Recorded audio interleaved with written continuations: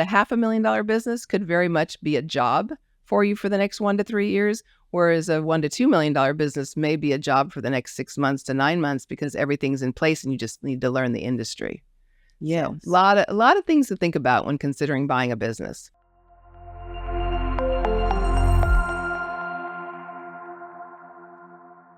Good day, and welcome to Banking on Success Together. I'm Janice Spooner, Market President for Great Plains Bank in Southlake, and your host for today's podcast.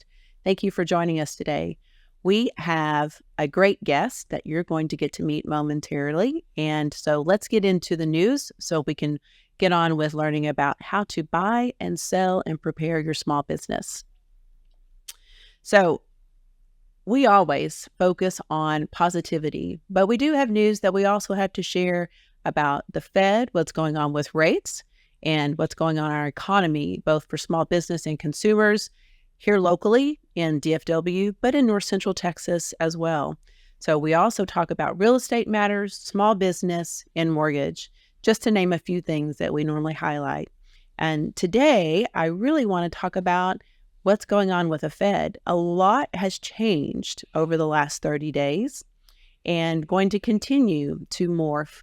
The Fed, now they are saying that they're going to start to reduce rates potentially, and I expect probably in September. They had previously said they were going to stay away from that for political reasons, but with the change, the cooling of inflation, it looks like they're going to discuss this week, actually, in July, as Fed Chair Jerome Powell talks and really prepares the economists in the community and the national audience for what's coming.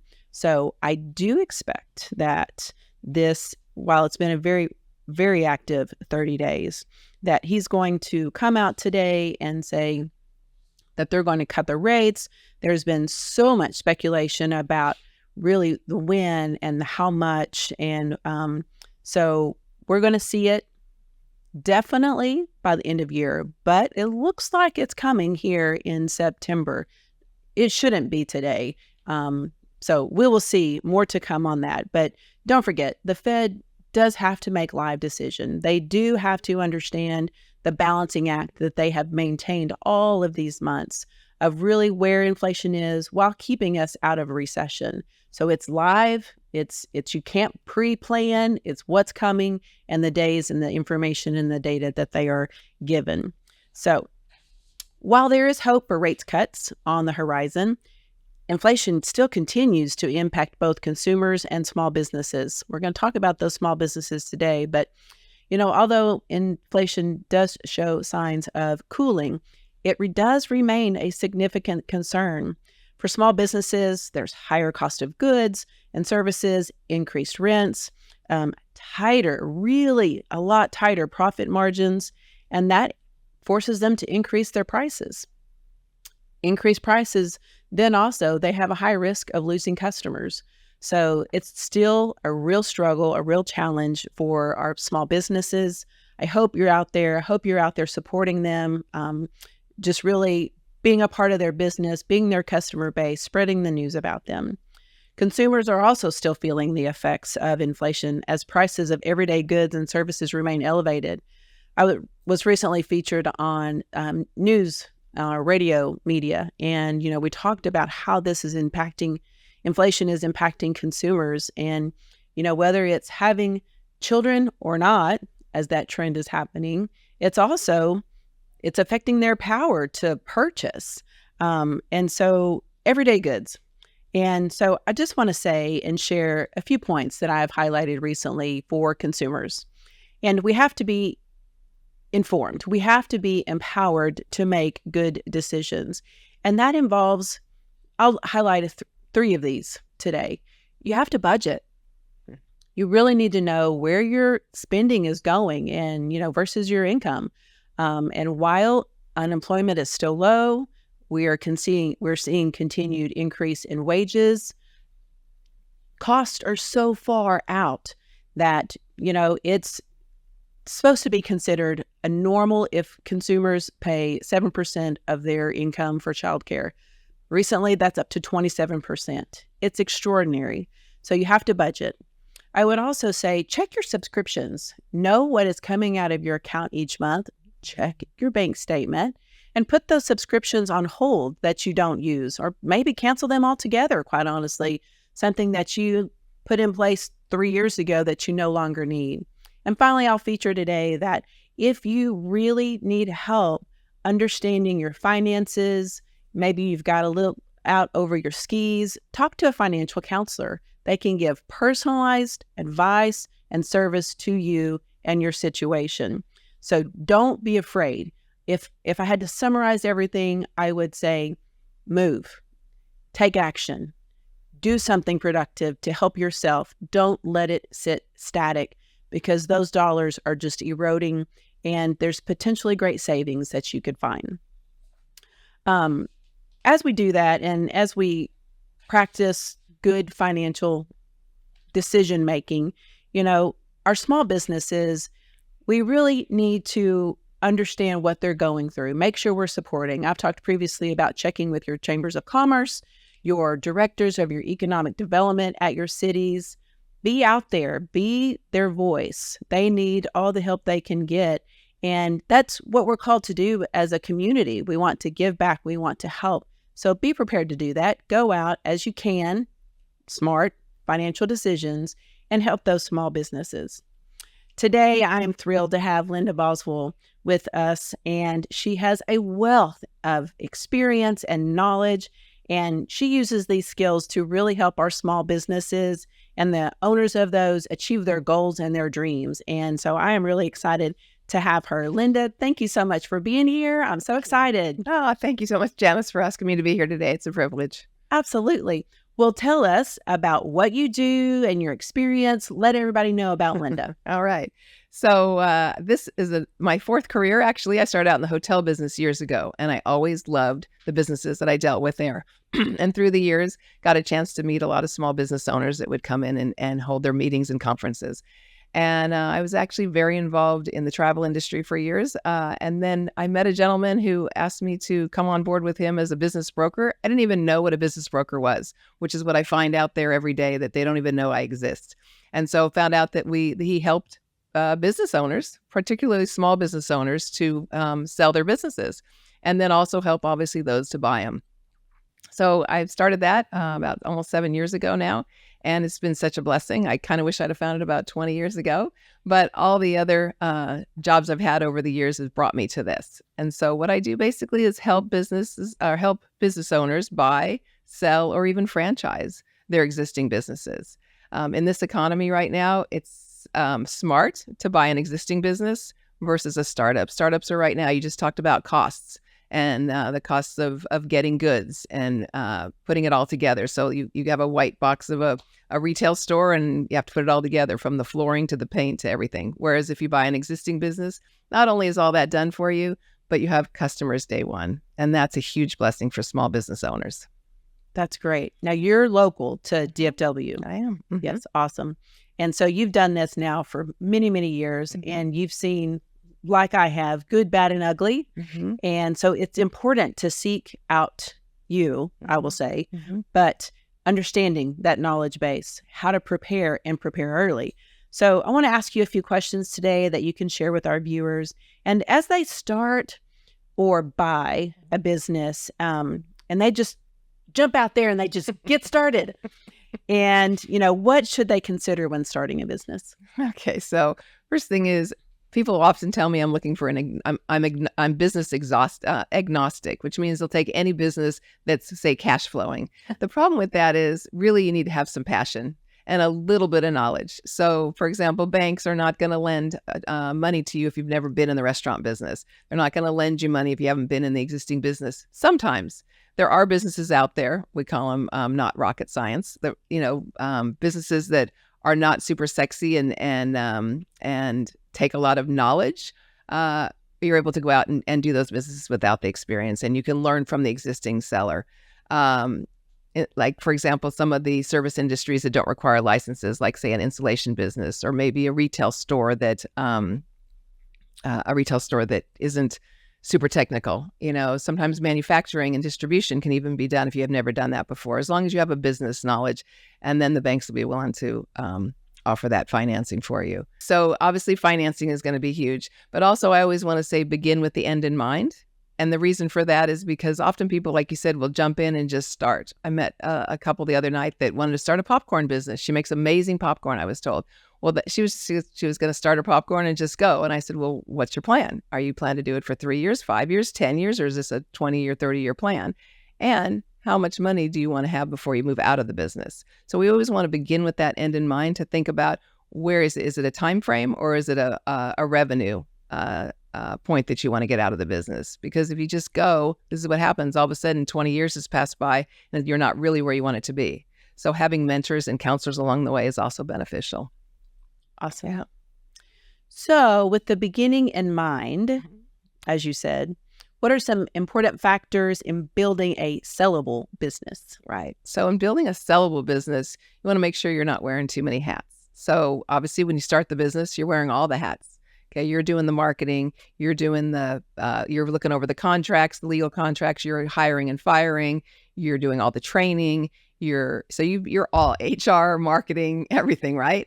So the goal would be over time is to build it to a point where you're not wearing all those hats. Perhaps your gifts are accounting and payroll. So maybe you hold on to that and you outsource the marketing and you outsource all the creative maybe side of it that isn't your gift. Or the other way around, if marketing is your gift and sales is your gift, then you hold on to that and you delegate all the other stuff, maybe behind the scenes things. If you owned a printing business, maybe you're out getting the sales, but then you have all the production people behind you. Because in the beginning, you're doing the production too, right? Yes. So the goal is to build your business where someone buying it is looking at it and realizing, is this a job? Am I just buying another job? I'm leaving corporate America to take on a job?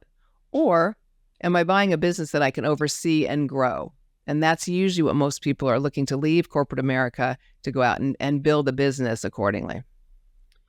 You know, that really inspires me to ask the question, how does a small business owner who is doing everything, they're still trying to get to that profit.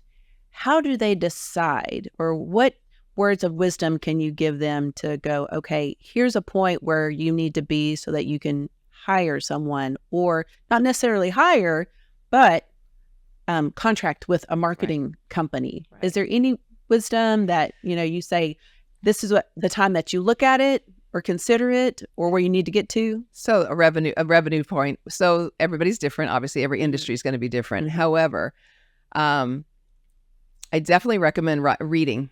You need to read. And there's lots of great books out there. And there's books like Profit First. Okay. I just heard this gentleman speak on this about how you need to make sure you're at least paying yourself something, because if you don't ever pay yourself something, you'll never will. Now, most businesses, those first 3 years, you're pouring all the money back into the business. That's just the way it is. And that's okay. But you have to prepare for that. And you need to know that you're going to pour that pour that money back into the business.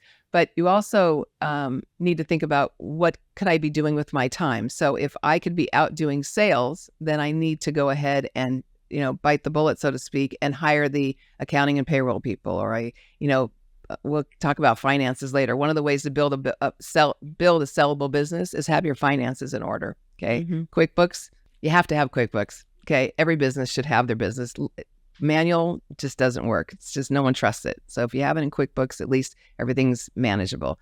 But at the point that you're hiring people is really, maybe you can hire a young college kid to do your marketing for you. They're really good at all the social media. So you have to kind of think of ways you can be creative to make those things happen. Also to use apps, AI right now is so big, right? But there's apps that'll go out there and do your social media for you. So you could plan it all on Sunday night, and then it all gets put out there for you Monday through Friday. I don't know if there's a set revenue, but you do need to start thinking about at what point. I've got an example of an insulation business that came to me about 2 years ago. He came to me and said, I'm looking to sell my business in the next couple of years. What do I need to do to get it sellable? And so we talked about it. You need to have an estimator out there so he's not out doing all the sales. He needs to make sure that he's not actually putting the insulation in the houses or in the commercial, right? He's not spraying the foam in there, right? But he's delegated all that stuff, a dispatcher, a customer service person. So all those people over time he's developed, and now he's at a point where he's got a sellable business. So he's only wearing maybe 1 or 2 hats. He's overseeing the business, And so it's really a matter of time. And when you realize you can go ahead and delegate that stuff and hire someone to do it, that's when you do it. And I love that entrepreneurial spirit. And you said a moment ago, passion. It takes passion, certainly, to get started and to just grow the business and being so smart with your time. That takes partners, and we'll get into that in a minute. But I do want to ask you, considering when those are considering buying a business that we've talked about, what should they be doing, evaluating, or preparing that may help them move towards that decision? The buying of a business. Yeah. So I do recommend you bring a broker in there too, because you need to know if the valuation that they have for the business. The sad statistic is that 95% of small business owners don't even know the value of their business. So that is something that we do. We'll help sellers value their business, and then they can decide, is it at a point where I'm ready to sell it, or do I need 1 to 3 years to grow it, 5 years to grow it to the level that my financial planner, my banker, or somebody said, you need this amount to retire, or you need this amount to continue on to your next venture. The buying of a business is really about getting yourself qualified with a bank ahead of time. Don't go too far down the line without knowing what you can qualify for, because you may have, let's say you have $100,000 in your retirement account or your savings account to put towards the business. Well, do you want to put that whole $100,000 towards the business? No, because you've got to have working capital, which basically means I need to have other money set aside to be able to maybe make payroll during a month that you don't do real well, or you need to put some repairs and maintenance in there, or maybe it's just a struggle to make rent. Whatever it is, you need to make sure you have those extra revenue on the side or extra money on the side to be able to do that. Banks you need to get with a bank to be able to figure out where you are in the financing situation. If you go too far down the line and you're trying to buy a $500,000 business and you really only have enough to buy maybe a $350,000 business, you really waste a lot of people's time along with your own. So I suggest getting what we call pre-qualified. Get with Janice. She'll get you pre-qualified, tell you exactly what it is that you are able to qualify for, because you may think you only qualify for a $500,000 business, but in turn, you actually could qualify for a $2 or $3 million business. And the benefit there is that a $500,000 business could very much be a job for you for the next 1 to 3 years, whereas a $1 to $2 million business may be a job for the next 6 months to 9 months, because everything's in place and you just need to learn the industry. Yeah, So, a lot of things to think about when considering buying a business. Well, and partners like you, a bank, myself, but also CPAs, accountants, attorneys, they all come into play. And understanding and making sure that you're, have the right legal documents is critical, because you could get, optimally, you might not reach what you could otherwise, because, the seller's empowered. They know what they want, and they're going to get what they want, whether it's with you or somewhat, not you personally, but, with that buyer or someone else. But knowing what you can qualify for is so critical. Before, time is priceless, but those dollars, because of inflation and costs are so high, they are now even more critical. And having the reserves for that working capital. I mentioned the entrepreneurial spirit, and, while most people understand that life is not perfect and their business is not going to be perfect, there are speed bumps that come along the way that you can't open a business thinking it's going to go perfect every month either. So preparing those pro formas, understanding how you're going to change once you buy a business, the impact of what you change, and the customer base that business already has. But, also your accountant, whether you're outsourcing or not, you have to have a really good accountant and CPA, because in preparing ahead of time, you can't write off all your income and qualify for a loan. So, talking to your banker early, talking to you early, like this insulation person did, 2 years before he or she even thinks about selling. Because, and I want you to talk about that for a minute, when small business owners have done this 5-10 years and they're tired And, maybe their focus isn't all the way into their business, or maybe they're absentee altogether. How does that impact being able to sell your business? So we say, when I'm talking to someone, I'm like, how much energy do you have? Okay, so I'm telling you your business is worth X, and you're saying, oh, I just don't know that. I really wanted this. Let's say it was 750, they wanted $1 million. Okay, $1 million seems to be that mark that everybody wants to have for their business, right? And I say, well, how much energy do you have? Do you have enough energy to spend the next 1, 2 to 3 years to grow it to that next level that you want to take it to, whatever it may be? And if they say no, that they're really just done, then I tell them today is the most your business will ever be worth. Because what happens is, and unfortunately, when we sometimes list a business, someone wants to put one foot out the door already. And I tell my sellers, and this is something as a business broker, I don't know how many others do this, but I say, you need to stay in your business for the next year while I have this business listed. And you need to grow it and you need to treat it just like if you were going to keep it for the next 10 years. And that's important because if they have one foot out the door, then the business will start to slide. And the problem with a sliding business is, would you want to buy that? As a buyer, they tend to not. So the trending up businesses, the ones that are still holding what it did last year or growing over the next year, that's what they want to buy.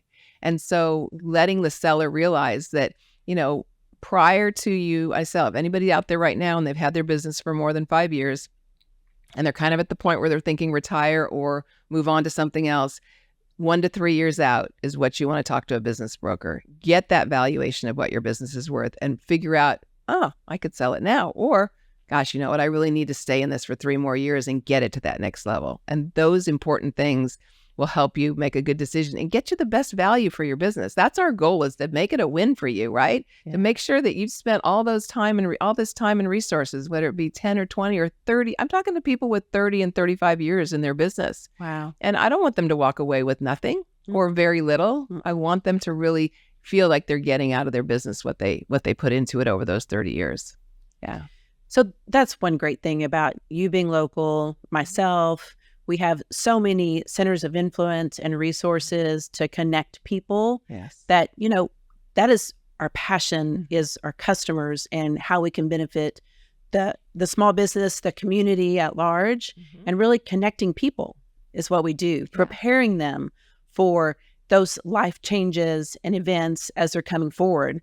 We're all living longer, generally speaking, and the cost of inflation, that's chipped away at our savings or, our investments or otherwise. So looking ahead and planning early, but having the relationship with us and helps them really be prepared going forward for that happy retirement that potentially could be shortened, or they might have to work more than 3 years to get what they want ultimately. Yeah.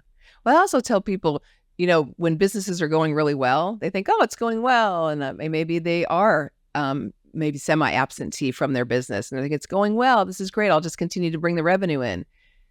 But if you wait until that point where you're so tired and it starts to go down. So I tell people, if things are going good, maybe think about getting it possibly on the market now and let it continue to grow because you've got the energy. And then there's the statistic is it's taking 9.5 months to sell a business. And the reason for that is we get it listed and then it's 2 or 3 months of work trying to find the right buyer, right? And then with a bank, that can be anywhere from 45 to 90 days up to 120 if there's real estate involved, right? With appraisers and stuff. So there's another 2 or 3 or 4 months added on to those 2 or 3 months of searching for the right buyer.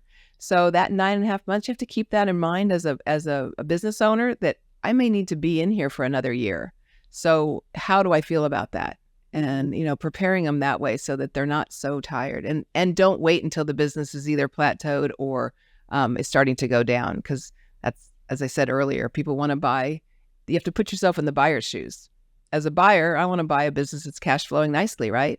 I get calls and emails every day. I'm looking for that business that's cash flowing at X amount, and that I don't have to do a ton of work for. I'm like, when I find that one, I'm buying it first. I'll sell you the second one. That's right. That's right. Well, it's just like selling your home, selling your business. You have an emotional attachment. Absolutely. And while you know that that's priceless to you, the buyers don't have that same emotional attachment. And so there's always a delta and they need someone like you to help them bridge that gap. So I really appreciate you joining me today. Any words of wisdom? I want you to tell everybody how to find you, where you're at, all your contact information, and we'll share that on the podcast as well. But any parting words of wisdom for a buyer or a seller in this market today? I would say get yourself the right team around you. And that, like you said, banker, lawyer, CPA, and business broker.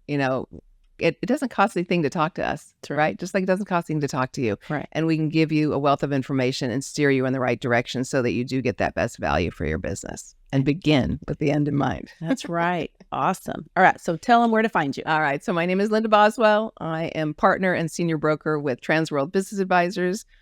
We are located here in the Dallas-Fort Worth area. We actually go all the way down to Austin. You can reach me at 817-755-1026. That's my cell number, 817-755-1026.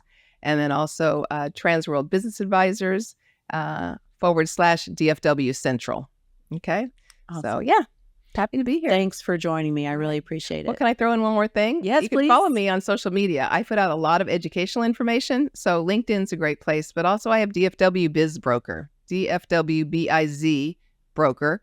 And both Instagram and on Facebook. So lots of great information, not only for buyers and for sellers, but also those that might be looking to franchise down the line.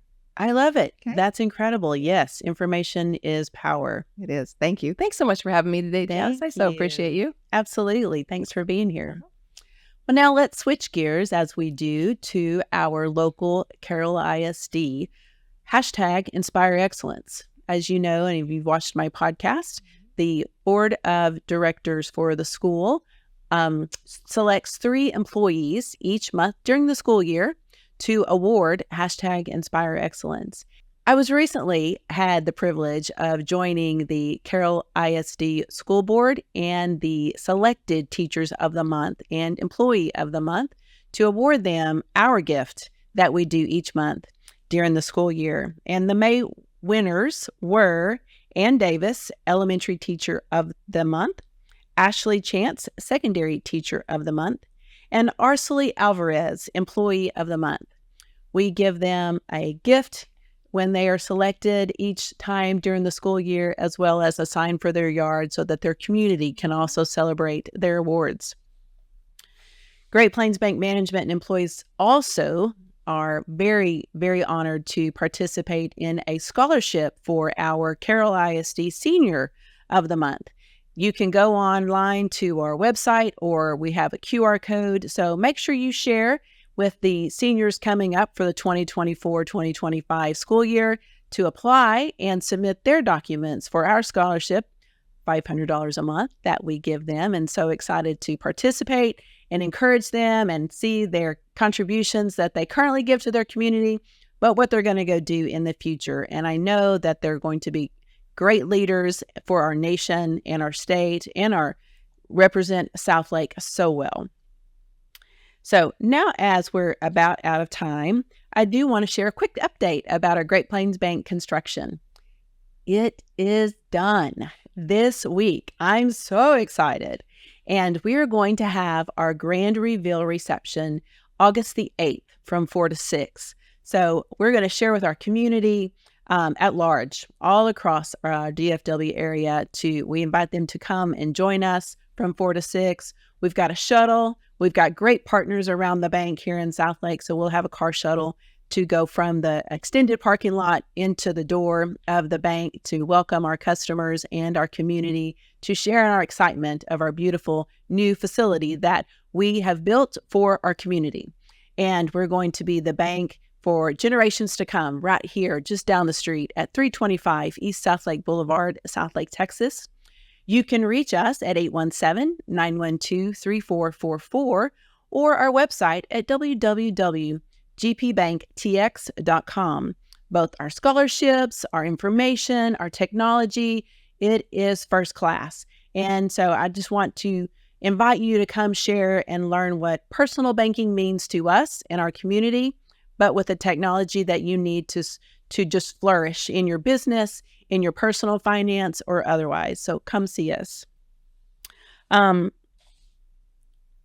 really, the Great Plains and the purpose for this podcast is to bring to you important matters and to celebrate our community and the great things that are happening. We continue to open new businesses. Thank you to the city of Southlake. We continue to see growth and expansion here in Town Square or all around of our community. You can go on to the city website to check that out and see what's happening.